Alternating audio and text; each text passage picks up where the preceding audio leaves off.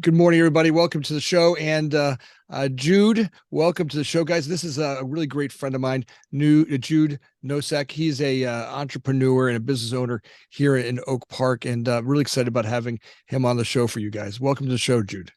Thank you, Anthony. I'm really excited to be here. You and I have done a lot of work together on personal development, right? It's been multiple years of growth together. And, we kind of keep taking a chip at it with different processes and stuff we worked on. And I'm really excited about, you've been working on a practice called the Hero's Journey for some time now. And I'm really excited about hearing about that today. Sure. Well, yeah, my experience with the hero's journey, and I'll give kind of an overview of what what I mean by that term. It's a term that's used in academia, and you can, if you Google or YouTube search it, you'll find there's some movies about it. There's a lot of literature about it, and I got involved with it as a child. Um, I had a really kind of rough childhood. I had there's this ACE test, which is the Adverse Childhood Experiences quiz that they give you when you go in for some psychological evaluations. And it asks you questions about your childhood experience. And it asks you questions about physical trauma, emotional trauma, sexual trauma, and abuse. It asks about, were you raised in a war zone? Did you have parents who were criminals? It asks a whole bunch of questions about that. And at one point in my life, I had this psychological evaluation, and I realized that I checked a lot of these boxes. So I had I had very high ACE score, which is the Adverse Childhood Experience score. So that I'm going to set that aside for just a minute. And as a child going through a lot of those traumas, concussions, some sexual abuse, some physical abuse, some verbal abuse, I found stories to be an extraordinary comfort and outlet for my imagination, and a very soothing aspect of my life. So And kind of like a mystical place to go during the tough times. yeah, like, after I got I needed some quiet time to myself after I had been either physically abused or sexually abused, or I would kind of escape. And I spent a lot of my childhood escaping from the situation I was in. And it wasn't, I mean, there are people for sure that have had way worse childhoods than me, just extraordinarily worse. But when I would try to find some self-soothing for these emotions that would come up and these feelings that I would have after these events, with literature, it wasn't, I mean, when I was a little kid, it wasn't literature, it was comic books. But as I got a little bit older, it was mythology. And I started reading Greek mythology, Roman mythology, Native American mythology, all kinds of different stories. And it was mostly just because of the stories, because, you have this, usually a character, often a young boy, at least back in the 70s and way before that, who, had some adverse things happen to him, and he goes on an adventure and he comes out triumphant. That's really what drew me to those kinds of stories, whether it's Peter Parker or Bruce Wayne or, Hercules or Theseus or Buddy the Elf from Elf. These are all kids that, Harry Potter, for a little bit more modern example, are all kids that start out in a Luke Skywalker, another great one, start off in a difficult place where they're uncomfortable.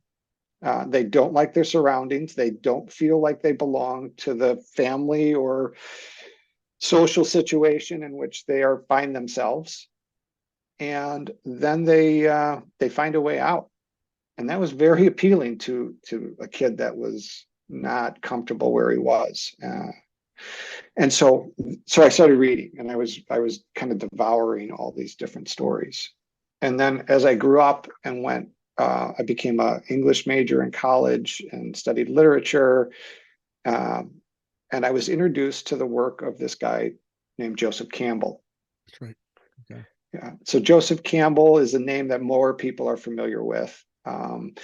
He is a comparative religion professor, and he wrote a book called The Hero with a Thousand Faces. And this is a story that explains this thing called the hero's journey. And he discovered in his research of mythology that, these stories from all over the world, these mythology stories from Native America or from ancient Japan or India or Greek mythology, the hero of those stories would follow this path. And he recognized and kind of outlined this circuit, right? It's a circle, right? Sure. As Sure. a lot of things are. And he identified, I think he's got like 17 steps on this journey. Sure. And not every hero in every story goes through all 17 of them.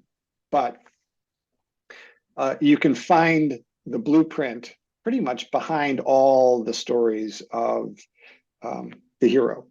And the hero, it's not gendered, right? It can be boys and girls. I just want to make that clear. Is this, as we go through this, is this the natural progression of the human?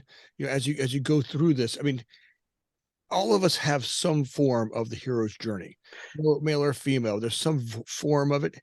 Is it more acute with some people than other people? I don't think so. So, basically, if you break it down, it can be looked at like a three-act play, Okay. right? Where you start out in Act One and you learn out about who all the characters are and kind of what the current situation is. That's Act One. And then the second act is that whoever the lead character is in Act One has to leave that situation and go get either something that's missing or they have to do something to protect that space, that Act One status quo. So if you think about it from like Frodo and Lord of the Rings, the Shire is the first phase, right? And Frodo has to leave the Shire and he goes on this long adventure and then eventually he comes back to the Shire. So it is, the hero's journey is what we all do, right? We grow up and we're in a family, or hopefully, I mean, not everybody's in a family obviously, but there is a situation where there's Start from. a starting point, right? And then we have to leave and we have to go do something difficult. We go into our real lives. So there's kind of, And so there's kind yeah, of act one is where you start from. where you start from. Then you have to separate from that. And I really notice it with my kids as as I, no matter how much I love my kids, and I've had five of them, and I watch them go through the journey, they always seem to get to a place where they need to separate from me. Right. There's kind of this, no matter how much I try to squeeze and hold on to them tightly, but I've just noticed that in order for them to develop, part of them needs to separate from me. And sometimes that's ugly. Sometimes it's pretty. And sometimes it's a great adventure. Sometimes it's they need to make dad wrong. And I just noticed that there's a little bit of this sense of, a break from what I had as their reality. And now they have to kind of go, well, that's not what I want. And they have to go out and create their own reality, right? Their own. Exactly. That's Act Two. Yeah. Is once you cross that threshold, and that's one of the steps is the leaving of where you were, and it's going on your adventure for maybe it's off to college or you're going to the new town, or if you're back in the 1800s, they sometimes would send you off on an apprenticeship or you'd go work for as a secretary or something for somebody somewhere else, right? um, So you would leave where you were comfortable and go off somewhere new, and then you learn a bunch of stuff and you have a bunch of challenges and you succeed and you fail at a whole bunch of different things. And then eventually you might decide, you know what, home wasn't so bad. Maybe I'll come back and reconcile, or maybe I'll start a home of my own and I'll do it in a slightly different way. That's pretty much it. It is starting place, going to act two, which is the adventure and the knowledge you learn. And then act three is kind of bringing that back, hopefully, to either make the place you began better or start a new place in a new way. So it is kind of the story of all of us as we go through our lives from childhood to adulthood. Some of us don't get all the way there, right? Some of us are emotionally stuck where we're still children in many ways. I mean, I know for myself, I definitely have tendencies that have stuck with me since my childhood, and I'm 50 something right now.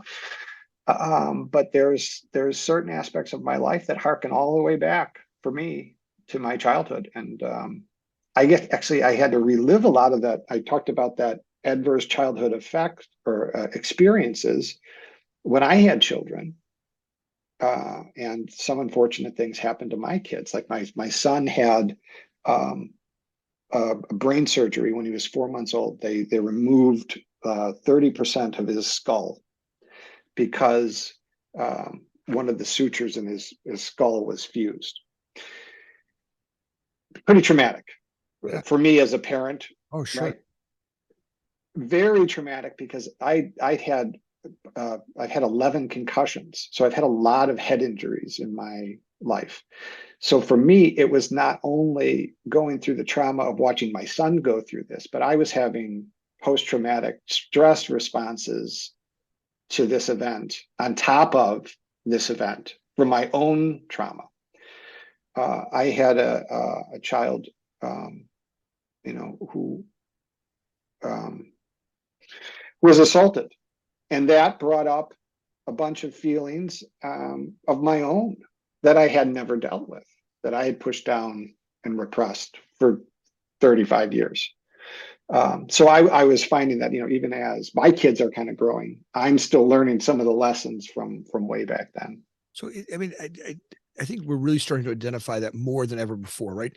In the 50s, at least my judgment is that my parents, they didn't identify that was happening. They were kind of just, hey, you have something going on, just shut up and deal with it, right? Mm. And then you wonder why people kind of walked around kind of cattywampus, right? They're all kind of not, their energy was gone, they were out of it, and they were just taught, just suck it up. And Yeah. there was a certain level of, then those people go off and become parents, and those parents don't know how to support the stuff that we go through, right? I mean, I judge, and not that my parents ever were malevolent, but No, they just didn't know how to. They didn't have the words to identify that there was trauma in some of these conversations that they carried, right? I mean, my mother absolutely. carried with her a whole baggage of separation from her family, being moved to this country, relationship stuff, and she brought that into marriages and to my upbringing, and was had a difficult time, describing the stuff that I was going through, right? I mean, her training wasn't great, hence my training wasn't great, and I kind of feel like each generation we get a little bit better at, hopefully, we're getting a little bit better at identifying language around some of that traumatic stuff. It's not essentially what happens; it's the story I have about what happens that I carry with me, right? Absolutely. And that's where the actually I would say, and I don't think I'm exaggerating when I say this. I think that this mythology story, this hero's journey, this thing they call the mono myth. It's called mono because it is the one story that lives kind of behind all the stories. Yeah. I think it saved my life.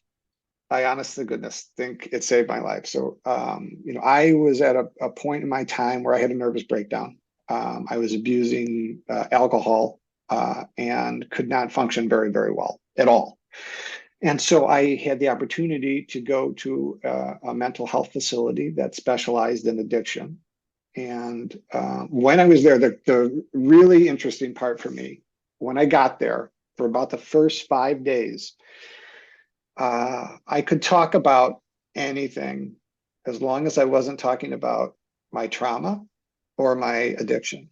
Uh, it was literally like somebody had cast a spell on me to say, you can talk all you want about movies, about sports, about business, about the things that they're doing wrong at this facility, whatever. You can talk about any of these things. But Jude, if you get close to talking about trauma or addiction, you will be silent. And honestly, I could not speak about those things for, it was probably 3 or 5 days before I even was able to open up about it. And it's because I didn't have the language around those emotions, because I never learned that. And it's not because my parents are bad people. I love my parents dearly, and they are great parents. They didn't have those skills to teach me. Yeah, right, right. Literally, they come to us, and that's, I mean, probably the one thing I really have grace for my parents, or even my past, or all the people in my life. I feel like I'm just discovering this language. I mean, and if it's around trauma, if it's around social equality, if it's around communication with others, literally feel like I had I had the handbook and I was missing the whole center section of the handbook. Yeah. I had maybe like the beginning and the end. I figured out how to work hard. Like I got that one figured out, and that might have been for my parents' survival mechanisms. And Well, that, you got shown how to do that, and yeah, you got praised for working hard, would be my guess. Same with me. so those are great. Like I learned that skill. They had that down pat, right? And Yeah. knew how to survive. Right, survival was their process. Survival was there, and then you know look, we're surviving pretty good right now. We're living in a time when the world's never been better. We got more Agreed. food, more stuff. For Christ's sakes, I go to Costco, I get 36 packs of everything I own. Right? I mean, there's abundance, and the survival kind of became part of it. Now I've got, and now I'm starting to notice these other things about life. Right? It's not just about surviving. Now it's I got.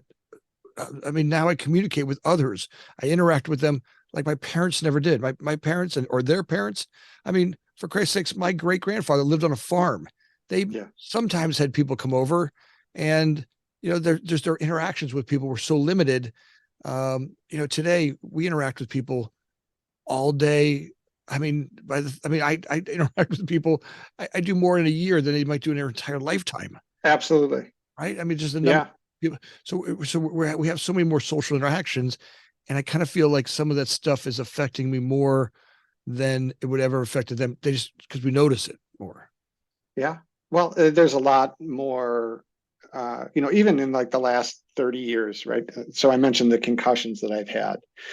We've learned more about how the brain works in the last 30 years than they knew for 2,000 years, or however long we've been thinking before that, right? We know which side of the brain and which areas affect which other areas, and how things light up, and how scent is connected to memory because they're physically located close to each other in the brain. And we never knew any of this stuff. I mean, we kind of knew it because people were taking their time about things and exploring with breathing techniques and exercises and stuff like that. They might have known some of how the conscious mind and the unconscious and all that stuff works, but the physical things we know about the brain are very different in like this last 30 years, right? We're recording all this information, we're putting it all down, we can pick it up, we can read somebody else's experience.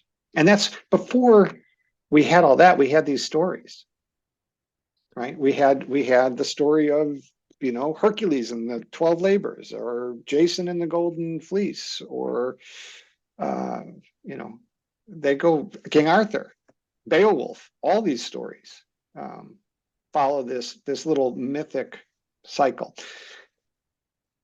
The point I was making about when I went to the facility and couldn't speak about my trauma, I, at one point, said to the therapist that was helping me, I asked him, I said, do you know what the hero's journey is? And he said, yeah, I do. And I said, I think I'm on it. Mm.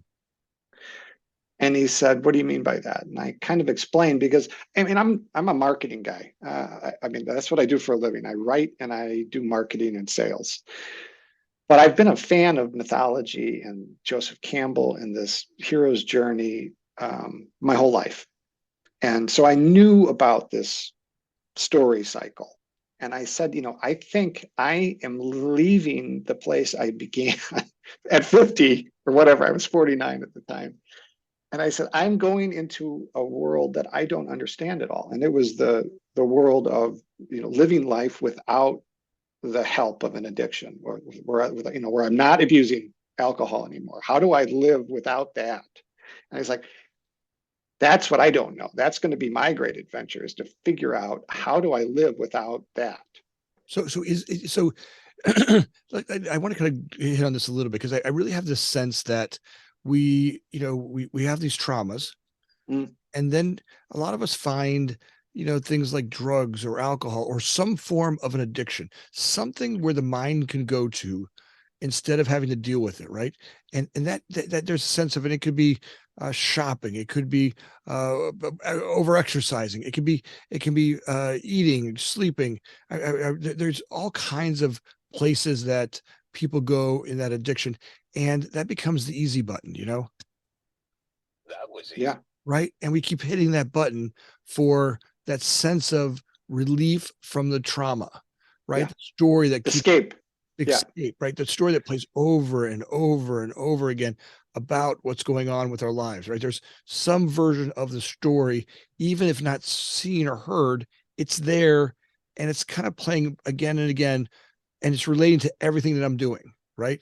I'm relating to everything I'm going through in the given day back to some experience of that trauma. So it's kind of, is that kind of the Yeah, well, for me, I don't know if it was quite like an everyday thing, but the feelings and emotions were an everyday thing. And I'll give you an example. So I, as a kid that had suffered some emotional, psychological, sexual abuse, I felt broken. I felt like I was unworthy, unwanted, unlovable, and broken in ways that um, it was a confirmation to me when people rejected me for things. And Mm.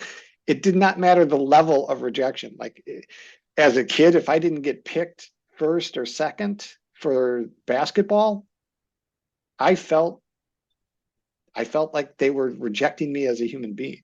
You right? know, if I asked a girl out and she said no, I felt like she wanted nothing to do with me, and that I was unworthy as a human being.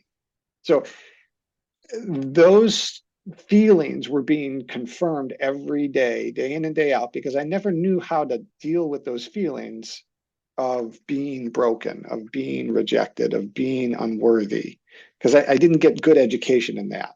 Right. That's part of what I missed. And so I was using these stories to kind of get out and be like, oh, I'll tell a story about her in my head that makes me feel better. And then eventually I discovered alcohol, and I didn't need to tell those stories or work so hard anymore. I take a couple of drinks and I wouldn't feel rejected. I wouldn't feel those feelings anymore. So for me, that's kind of how I got on that cycle of never dealing with the feelings and using a substance, or in your example, using some activity. Exercise is a great one, right? Because we get these natural endorphins going, and we don't think about how we feel sometimes after a while if we're doing hard labor.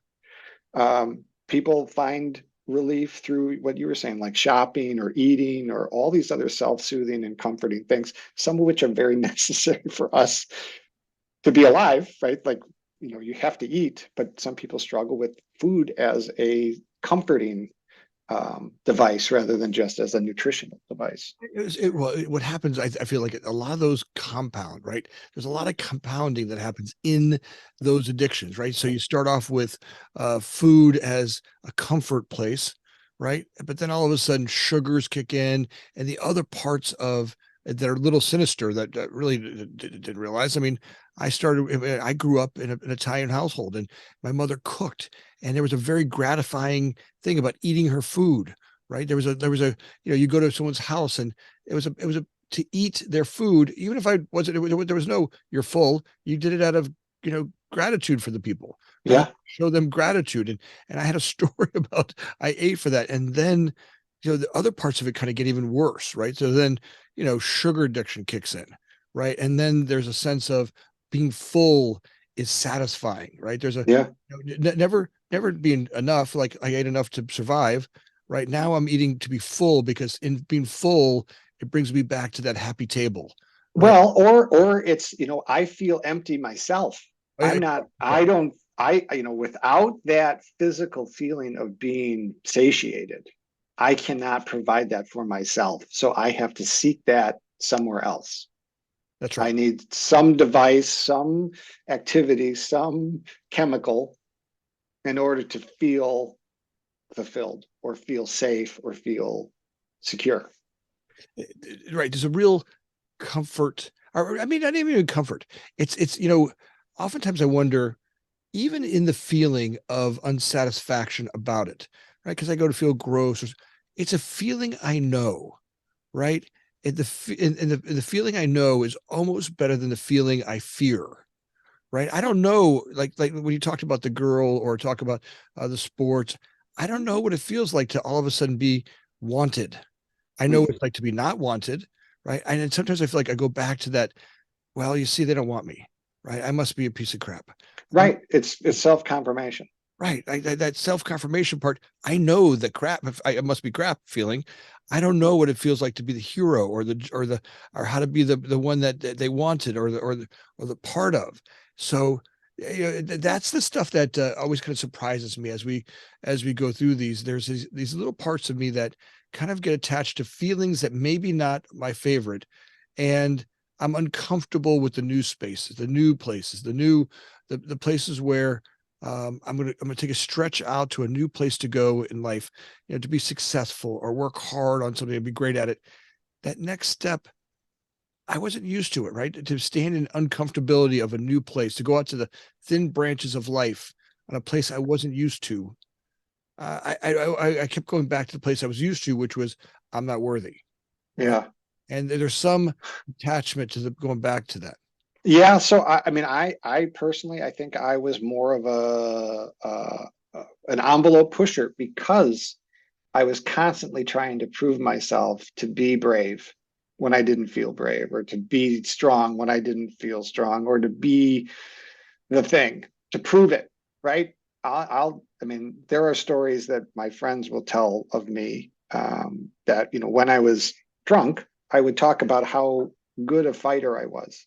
And I haven't been in a fight since eighth grade, but I wanted to be strong. I wanted to feel strong, and I wanted, so that's some glitch, right? From way back, probably from physical abuse or being bullied or whatever, where I felt weak.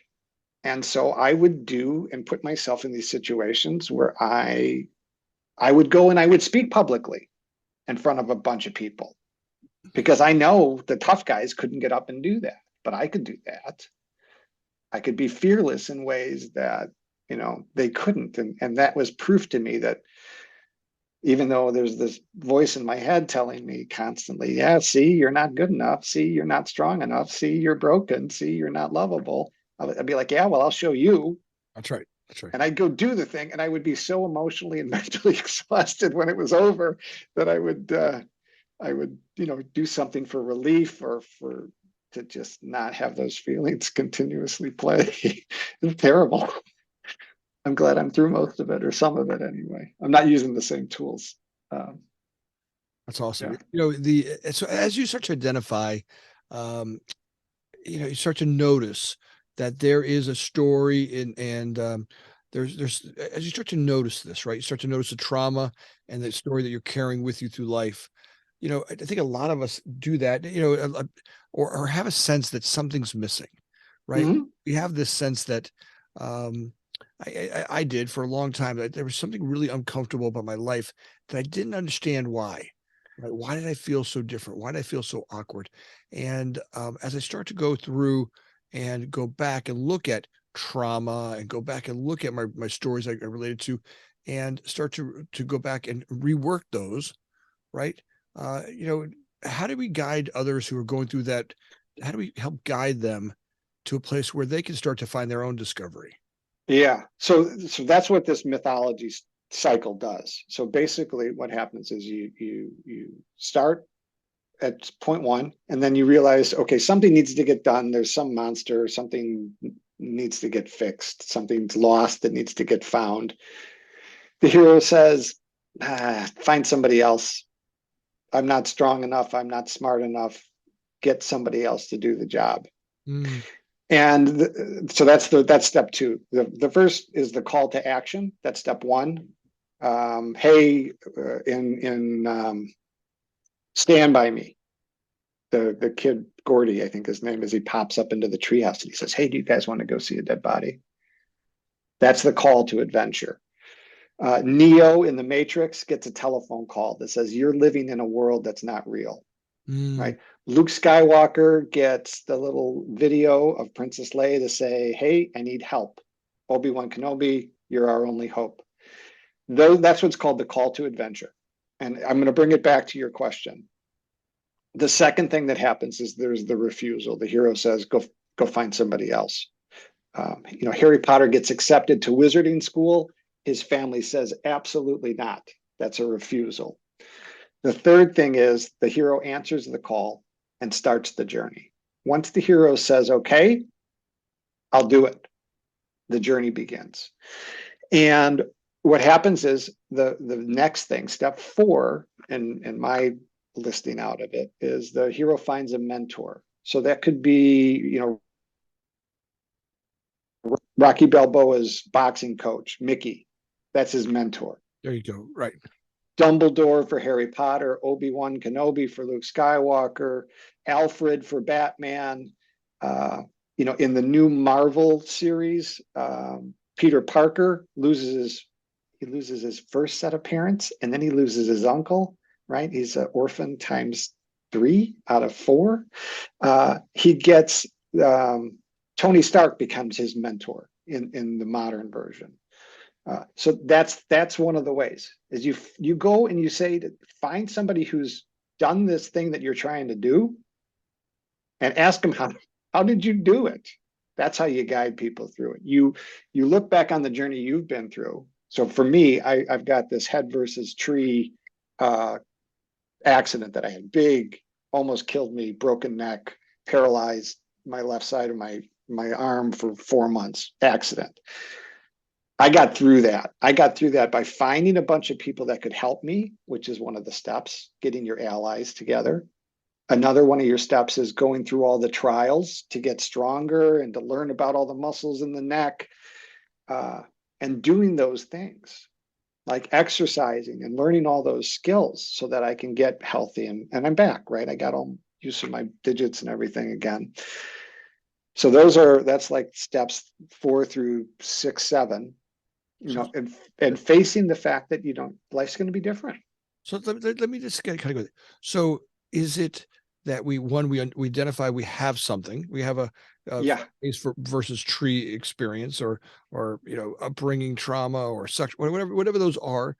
How do we find those? How do you go back and identify that's the spot, right? How did you find out? Of all the things that happened, like, how did you know that was it? How did you know that was the trauma that carried with you? How did you identify the uh, the point of a point of reference to work from? It started small. Um, so at 30, I think I was 35 or something when I had the head injury. Um, and I was using alcohol to handle and treat the pain as well as some of my depression at the time. I was finding that the littlest thing could cause me to have a post-traumatic stress response. And when I say the littlest thing, I would be watching a baseball game on television and somebody would hit a foul ball. And I would think, well, I wouldn't even think, I would just react. And I would react. Somebody's getting hit in the head with that ball. And Mm, my body would go into fight or flight mode. My temperature would drop. I'd start sweating. Even as I'm talking about this, I'm getting a little anxious mm. because that's what happens. So I found I had all these little tiny triggers.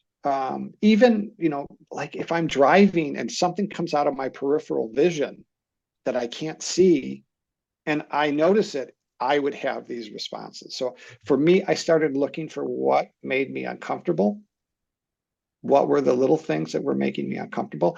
There was one of the pastors here in town was telling the story. He's like, look for the things that break your heart. Mm. And Yeah. I was like, wow, when I see kids in a movie, on TV, in real life being mistreated or abused, it would break my heart. And it wasn't just breaking my heart as an adult who would like to keep kids safe. It was breaking me because I felt and identified with that child who was being abused and broken. And Mm. I didn't know how to do that. Like that was the piece that I didn't know. I knew that's where the glitch was.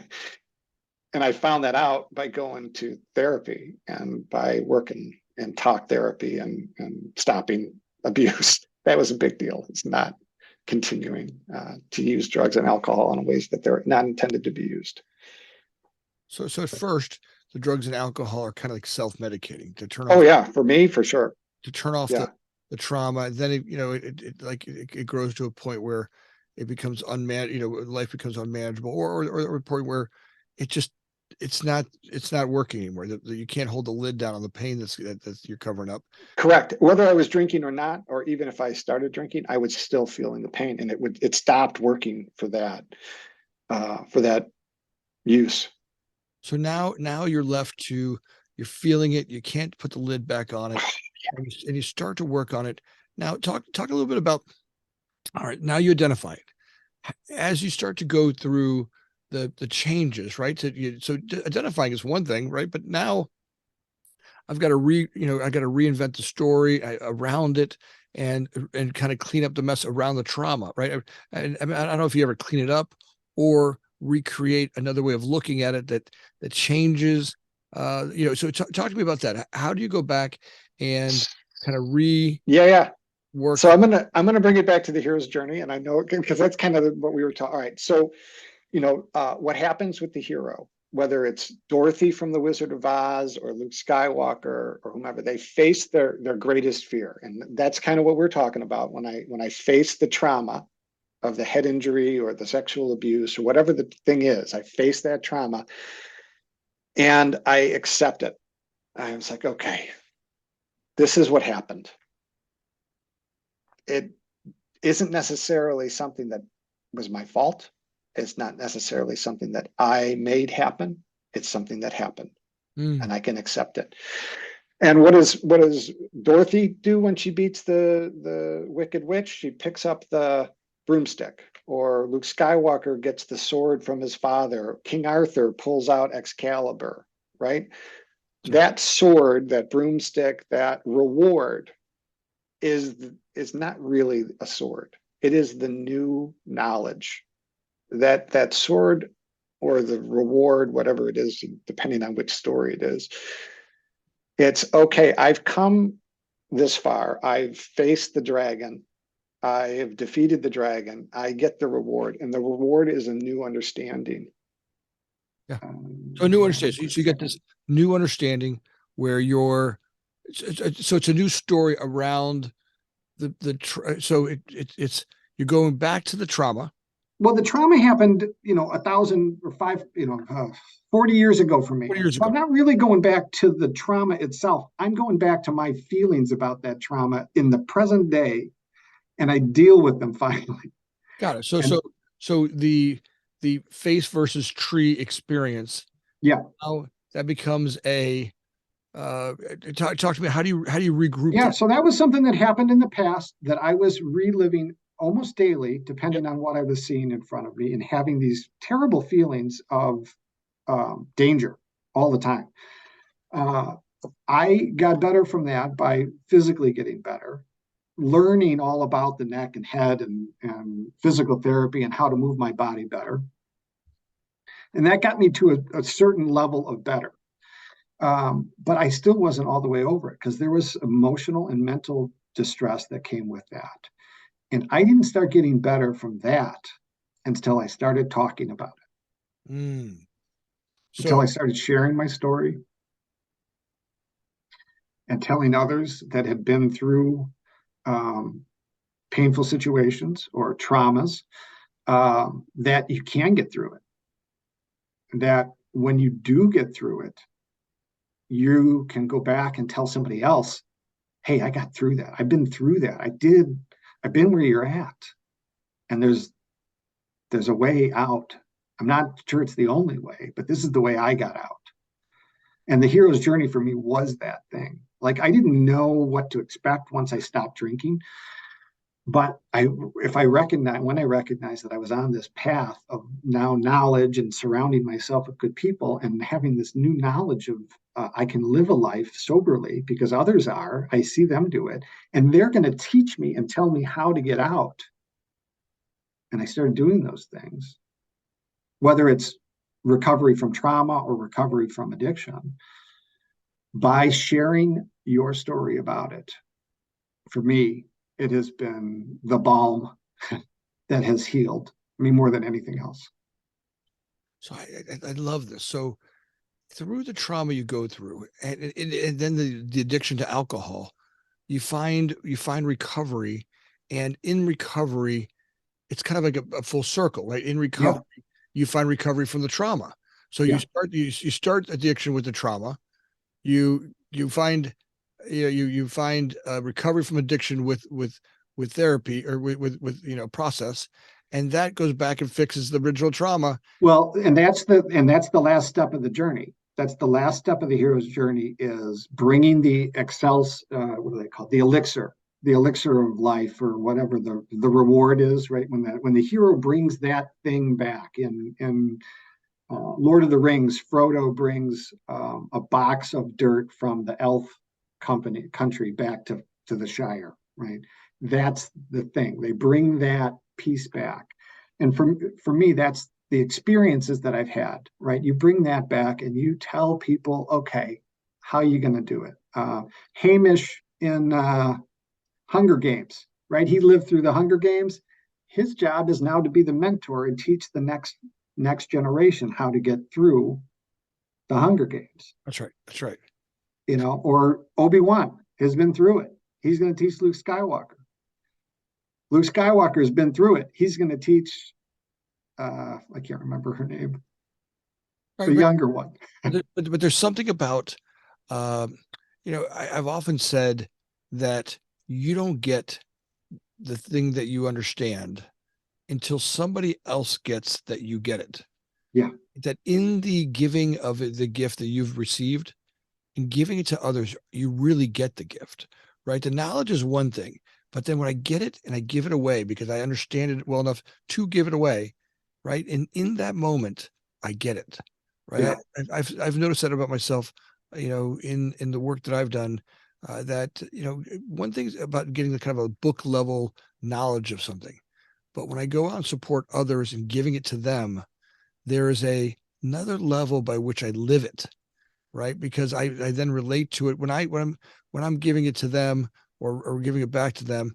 I actually find myself in a place where I'm actually I've adopted the principles, right? In supporting them and the Yeah. ideas, I've adopted those ideas. At first, it becomes kind of this, altruistic kind of understanding of something, but then when I go to support others, it's something I actually bring on as a way of being, right? It actually goes to that next level. So giving it away has me actually get it, and I think that's a neat part of that journey, right? So, Well, psychologically, because I've done the work of dealing with these traumas and overcoming them, and it is not done. it's it's getting better, right? And I continue to do the work. Um, it is turning tragedy into triumph in a way. So I could be this guy that had this head injury forever, but now I'm not. I'm the guy that got better from it, mm, and who can talk about it without. I mean, you can hear it in the emotion. Um, I used to not be able to talk about this at all, like zero. Never speak a word of this again. It's going to be shameful because it is. I don't understand why I would think that. It's not. It's not, but because my head doesn't work right, that's kind of how I took it. It's telling the story of the things you've been through and how you got through them that can help somebody else. And now I look at it as like, oh, thank God this thing that happened to me wasn't a waste. that's It right. wasn't a waste of my life. It was a gift, It right? was. It becomes the gift. We actually, I think for most of our parents' lives, it was not okay to be not okay. Agreed. There was a sense of shut up and deal with it, keep all your trauma hidden, never speak of it in public. And that's why Uncle Dave would go in the room and put his face onto a gun, right? Yeah. And Or they disappear every family get together and drink in the garage drinking the or garage. whatever. Yeah. Yeah. It was kind of like just bury it. Today, I mean, more than ever before, I mean, like the really wonderful part is we're now going, I think we don't all have the language completed yet. I don't think we are done with understanding the nuances of it. I think we're starting to identify it, and we're really all walking through understanding the little nuances. You can see it in the way that we talk about human beings and sexuality. We can see it in the way we talk about human beings and trauma. We can see it in the way that we communicate, desires and wants, and we're all right now. It feels like we're on this new path to okay. It's okay not to be okay, right? Yeah. I mean, I work with a Hope for the Day Foundation, a great foundation for suicide prevention, and their whole motto is, "Hey, it's okay not to be okay," where Yeah. before it wasn't, right? And that's a new way of being that, in that now I can say, okay, I'm not sure why I'm not okay or what's going on. Let's do some discovery. Well, And that's the thing. That's the thing you couldn't do, right? Before. So go back 100 years or maybe 200 years. You're in your village. that's You meet maybe 200 people in your life, your life, your whole life. I mean, your whole life, maybe 200 people, right? right? You're like a rhinoceros, right? Or right? Yeah, it's the rhino that never goes more than 2 miles from where they start. Right. With the invention of the bicycle, people can go further. With the invention of the automobiles, they can go further. More people are making more connections, more ideas get moved around. I mean, that's why, in my opinion, port cities, right? Those are the places that are so much fun because all those different cultures are coming together, and people from here and there are mingling and bringing their foods and stuff from all over the world. So your port cities, printing presses, recorded information, now videos. I mean, I could video my entire life if I needed to or wanted to. Not that, I mean, there's a lot of dead air in there. there's a lot of nonsense. But if we were able to distill it down to like the exciting parts, it would be equally horrifying, terrifying, exhilarating, and it'd break your heart and give you inspiration. And I think any human life is going to have that stuff. Well, Jude, I got to tell you, you are the light in my life. You are a candle. You burn bright. I know you to be a man who lights other candles in his way of being, and you can tell by the work that you've done, right? The work that you've done on yourself that really makes that possible, right? I think that's a really great gift, and I'm glad that we got to have you on the show to talk about this. Look, all of us are looking for that. I really, at a core, at a cellular level, I really do believe fundamentally that human beings want to help each other, right? In fact, when we don't, I feel that that's where we end up in isolation, right? We end up in addictions and fears, and we go resentments, all of those things that have us separate from others. They're not the ones feelings that we want to be in. When we start to really work on those places where I can take care of my stuff that's going on with me, and I deal with those resentments and fears and anxieties, and then I can bring that to others. There's a gift in that, and the community that creates. I mean, I know the community around you is a loving community. The work that you do is abundant and bringing that community together, and you're an active part of that. And I oftentimes relate to the Greek church. My wife is Greek, and we go to an Easter festival every year at our church, and then they have a Greek ceremony at night, a church ceremony, and the church is all dark, and everybody's all dressed up, and everybody has a candle. The priest comes in, and he starts at the front row, and he lights the front row, Yeah.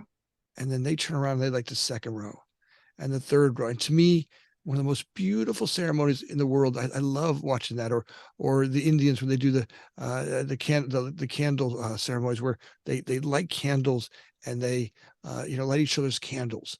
Right, when we light each other up like you do, that's why I'm so glad to have you on the show. It's amazing the work you've done. I'm grateful that you spent some time today talking about your hero's journey. Thank you. Yeah. Well, I think it's a journey we can all take. The only requirement for beginning is courage. You need the courage to act and the willingness to step forward. So thank you, Anthony, for having me on. It's a topic I'm passionate about, as you can tell, and I'm glad to be able to share my limited, layman, right? I'm not a professor of any of this stuff, but I'm using this in my regular everyday life, and it makes it richer, and it's helped provide me with a blueprint to get better. And I think from there, it's helped a few other people too. So thanks. Jude, if people want to get a hold of you, what's the best place to find you? Oh, I would say my email address would be first name dot last name, which is Jude, like the Beatles song "Hey Jude," and dot Nosek, which is the nose on your face with a K at the end, at Gmail would probably be the easiest way to reach out. Well, Jude Nosek, thank you very much for being the light in my life today, and I'm grateful. Thanks for being on the show. And folks, if you love the show and you love what Jude and I were talking about, please take a second and subscribe and like it and tell your friends about it. It means the world to me and to Jude, and we love your comments. Please leave some comments down below. Whatever it is, anything you'd like, anything you want us to talk more about. I'm grateful that you've listened through the show for us, and I hope that we are of some service to you today. And thanks for being on, Jude. You're welcome. Thank you.